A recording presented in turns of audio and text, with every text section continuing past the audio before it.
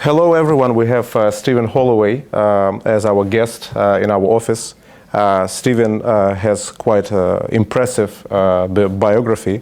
Right now he is head of F&B in Majid Al Futtaim, and I think for everyone, for entrepreneurs, for future leaders, industry leaders, it would be super interesting to know how Stephen achieved such heights or results. So, Stephen, welcome to our office. Let's start with the first question. What is your background? Just tell us about your background and what brought you to where you are right now. Cool, thank you for having me. So my background goes back to Spain, where I was born and raised. We've always been into hospitality, and with Spanish culture, hospitable is our nature.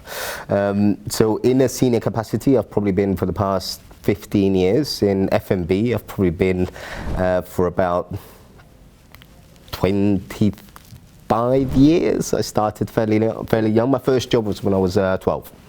Right. I was drying cutlery. I earned 2,000 pesetas a week, which is nothing in comparison, but it kind of gave me really step one of where hospitality starts, and working with the team. And I think with anything like hospitality, it's all about people and customers and ultimately hospitality. So those are things that I'm super passionate about. So career growth came natural and easy from a perspective of I was just able to support the business and contribute to whatever business I was part of in a larger capacity and a little bit more each time. Amazing. So when we were talking about your path, then you moved to the UK, then to the Middle East. So can you talk a little bit about your... I left Spain when I was 19, moved to the UK for almost 10 years. And then been in the Middle East now coming up to 11 years. Started off in Kuwait. Spent 3 years in Kuwait, in Qatar for 4 years, and that's experiencing Qatar blockade and the transition that the economy suffered during that time.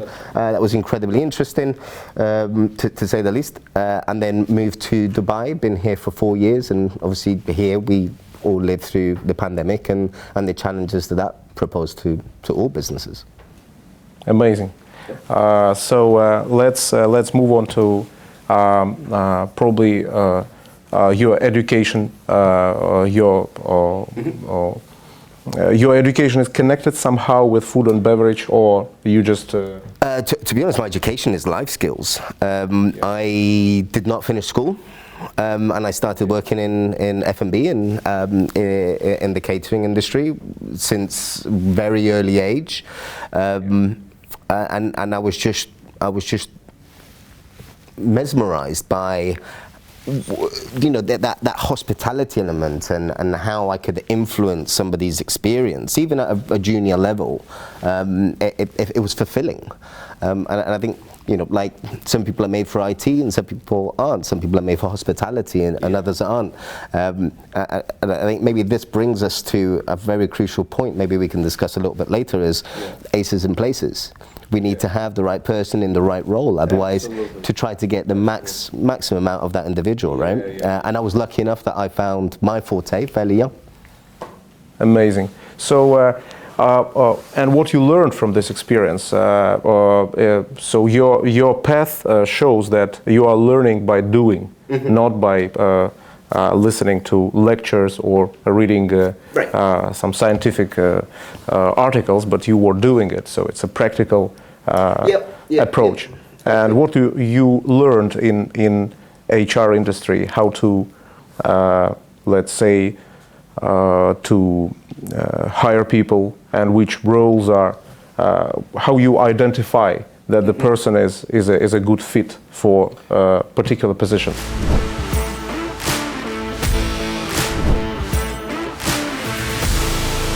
So it's quite interesting, Stephen. You were talking about values, combining values and personality traits. So how you are identifying these personality traits and values in potential candidates? Right. Look, it's we need to understand first the role and the seniority of that role. But if we're going to go for the team that are mostly guest facing our customers, so either the waiters or junior colleagues, I think one of the things that I like to do the most is ask them to try and sell me something, and whatever they want from their current role, from a menu. They can take as much time to prep as they like, but if I'm not captivated or interested within the first 30 seconds, then you need to establish, is this a training element, is this a skill, is this something that we could develop further, is it nerves, or is it just personality? But for most part, if that engagement is within those first 30 seconds with me, it's going to be able to be the same with that customer. Very superficial. I totally appreciate that. But with hospitality, I mean, the time of engagement is minimal. Whether it's a QSR business or fine dining, that waiter, that server is really a host. Absolutely. It's the face of your business. Yeah, and he needs to host that product, that brand, that day as best as he possibly can, you know, mirroring the company values and the brand values. All right. So to summarize, it's a 30 seconds rule, number one. And number two is a gut feeling that you have while you talk with the candidates. I'm sure other operators have their own ways, but I think it needs to be that mutual feeling. And equally, the interviewer needs to make the interviewee feel comfortable and relaxed. Otherwise, it's not going to be pro quo. Yeah. I have another question regarding the tools that you are using. Are you using any AI tools? Right now we have very trendy AI assessment tools. So are you using such tools in your recruitment process? No, we're not using anything currently. And I think the AI evolution of trying to hire, and especially what Call Panda's doing now, is heaps ahead of time. So for large organizations, it takes a little bit of time to adapt and really adopt new methods, because we're going to have to change the way that we've been hiring, or talent acquisition's been happening for whatever X amount of years. So there's going to always have to be a transition period, and a period where the company feels that it really adds value. So, and I think in most cases, there's always going to have to be a test phase to come through that. So in answer to your question, not yet. Yeah, absolutely. You answered the question. Yeah.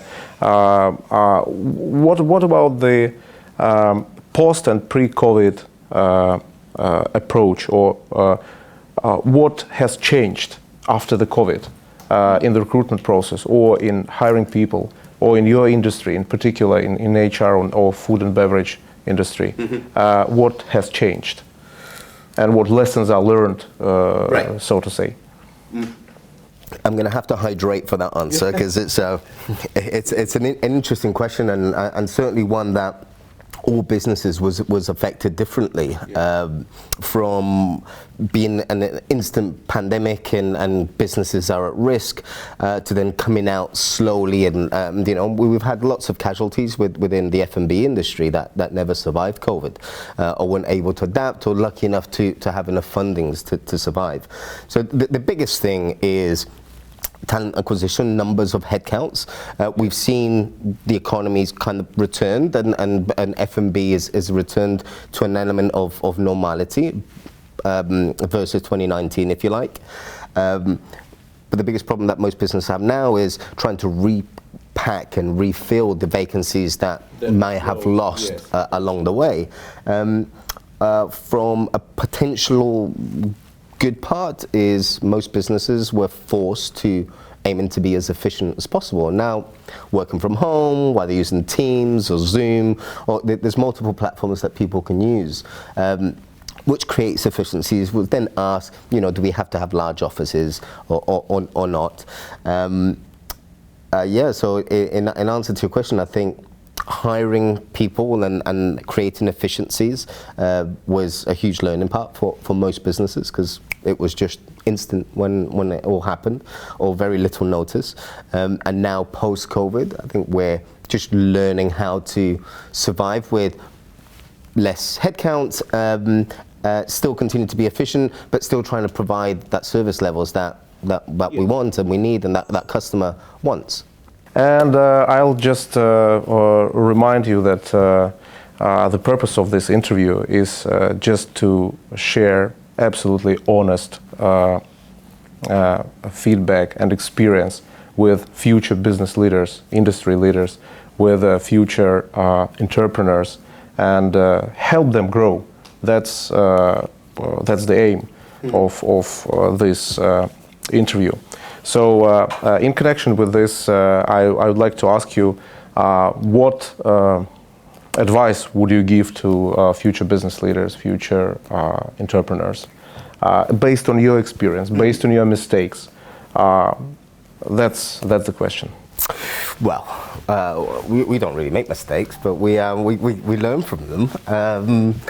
I would say that the biggest thing that any business, whether it's hospitality or IT or any business, you need to kind of have an objective, if you like, a problem, and then work out how to solve that problem. It's something that I do often. Is I don't wait to learn from my mistakes in my businesses through my customer feedback.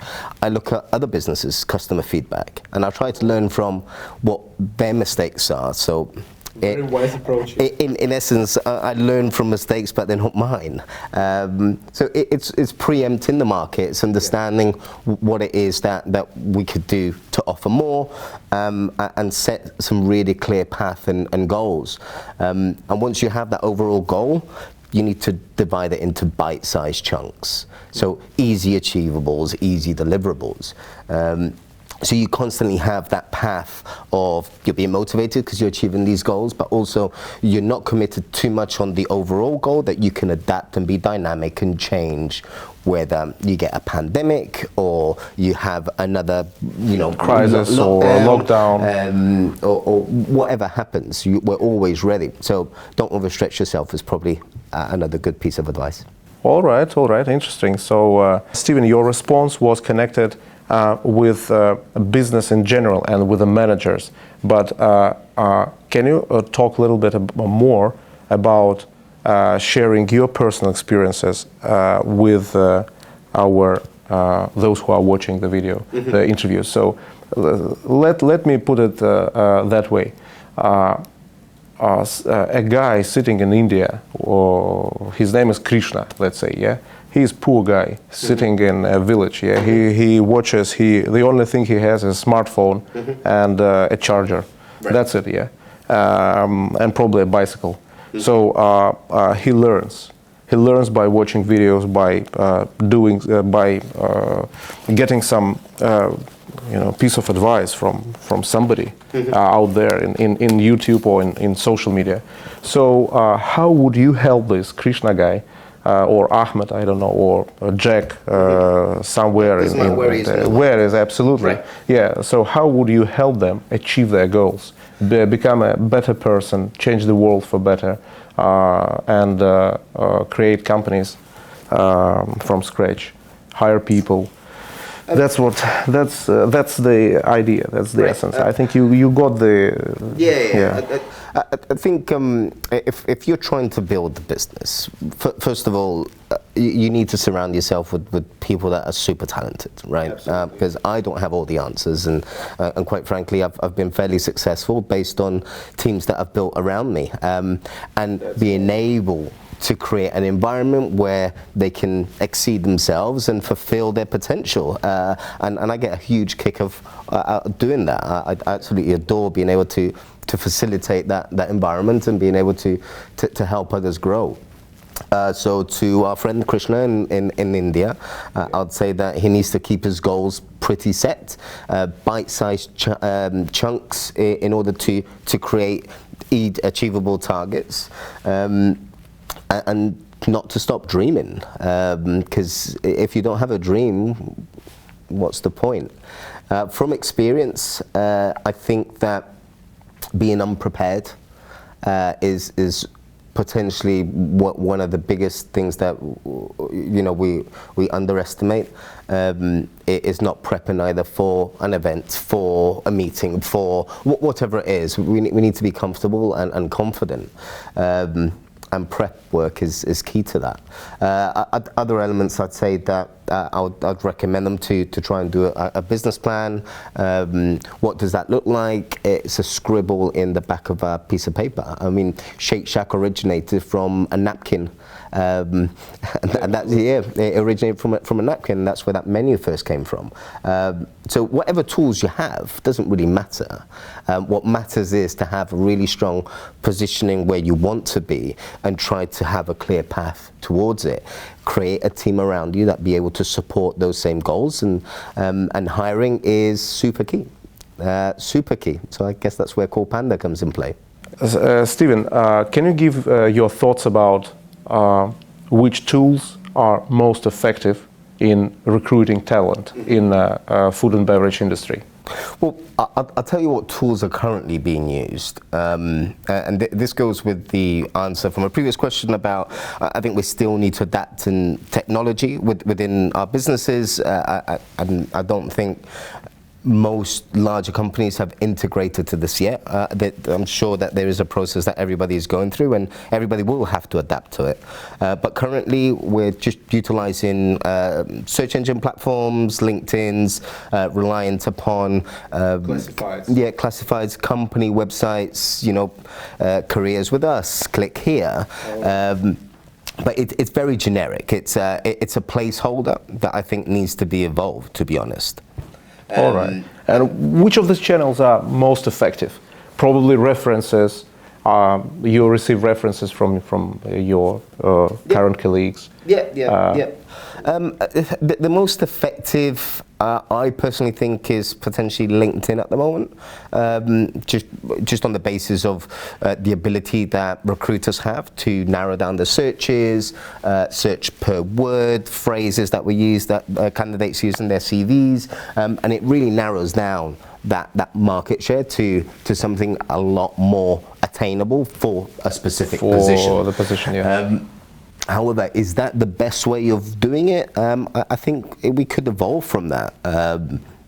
If we talk about our friend Krishna in India that only has a mobile phone and a bike, as we mentioned, imagine if he was the next, great leader or F&B manager that would never have the opportunity to come to Dubai or have an opportunity to interview. So having platforms like these allow him the opportunity to apply for a job from the other side of the world that otherwise he wouldn't have been. So it's a great tool that everybody should be using and embracing. Stephen, you brought me to the idea that talking about connecting this, evaluating the values a candidate has and the personality traits. Do you think that platforms like Call Panda will help businesses, companies evaluate talent better, and will probably remove the bias in the recruitment process? What do you think about it? The AI, machine learning, and these things. I think there's a bit of a trick question there, because Call Panda or anything like Call Panda will be as good as the person that sets it up from that particular business. So if he has his priorities right and he understands what he's trying to hire, I think the great thing about Call Panda that it's not one size fits all. It's a dynamic platform that can be adopted in the same company to multiple businesses, depending on their values, depending on the level of service that they're trying to provide. So would it be an efficient tool? I think it would be, certainly do. I think you can't remove that human element from, double checking the process at some point. Final stages. The final stages, and I think we just need to be a bit more dynamic on how we hire people.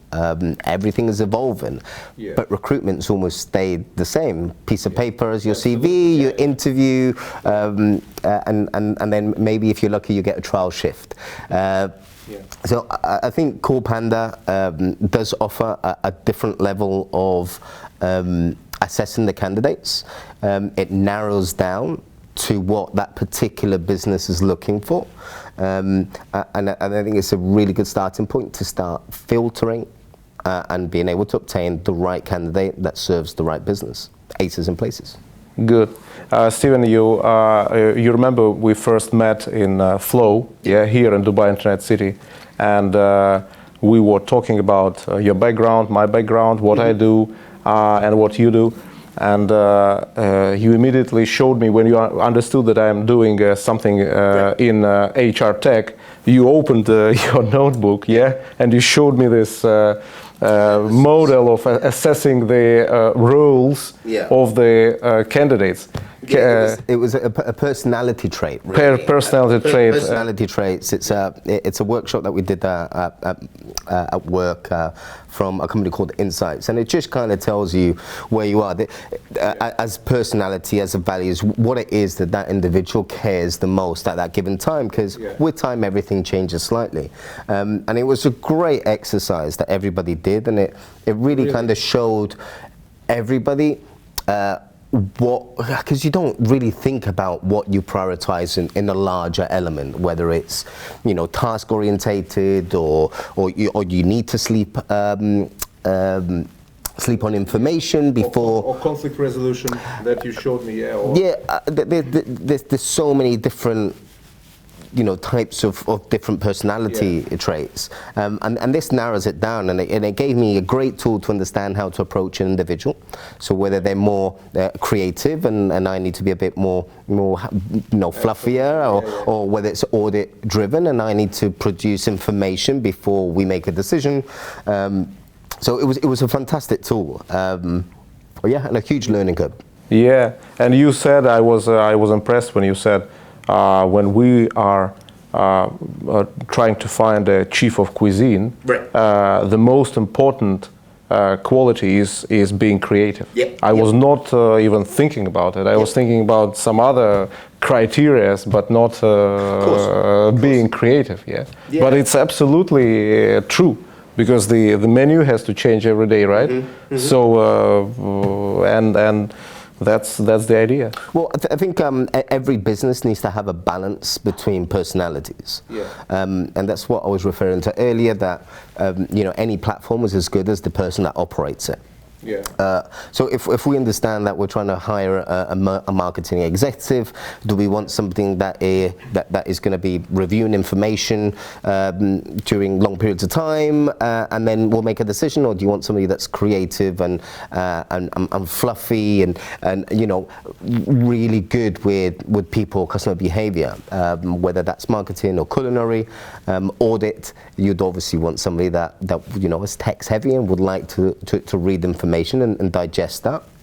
The other criteria, I think the green color was about people and personality, so that's a HR trait that everybody should be looking for. And then from operators like myself, we're red in and out, so we're task drivers. So it's great to build the team around that. So diverse team with diverse types of personalities and traits. Personality. Yeah, I mean, if everybody in the team was yellow, well, it would be great ideas, but we no actions, right? Nobody will get to do anything.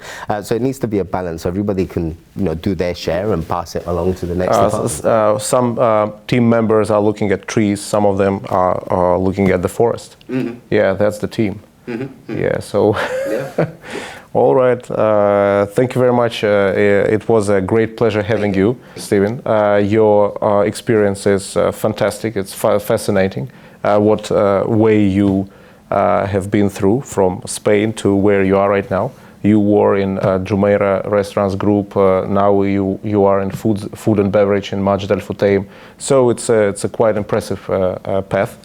And just coming back to the personality traits, what 3 personality traits are the most important, for future business leaders or future industry leaders or entrepreneurs? And what advice you can give just looking at the camera, talking with our subscribers and those who are watching it? What can you share? What 3 personality traits are important? I think you have to start with passion. Doesn't matter what industry you're in. Doesn't matter either the industry or the position. If you're not passionate, you're going to lose all motivation eventually. I think a good second is having integrity, not just for the role, for the other people that you surround yourself with, how you position with yourself, and the last one is, I think, one that I kind of made up and it's followed me for years, is itchy feet syndrome, and the ability, if you've got itchy feet, you can't stay still, you have to be moving around. Very true, very true. So I look into that trait in most people that I hire. Good luck out there, and thank you for having me here. Thank you very much, Steven. Thank you. You can subscribe to our channel, and we'll have other guests coming. And the purpose of such interviews is to share the experience and give back to our communities, to the world, to help entrepreneurs, help future business leaders. Thank you very much, everyone. Thank you. Thank you, Steven.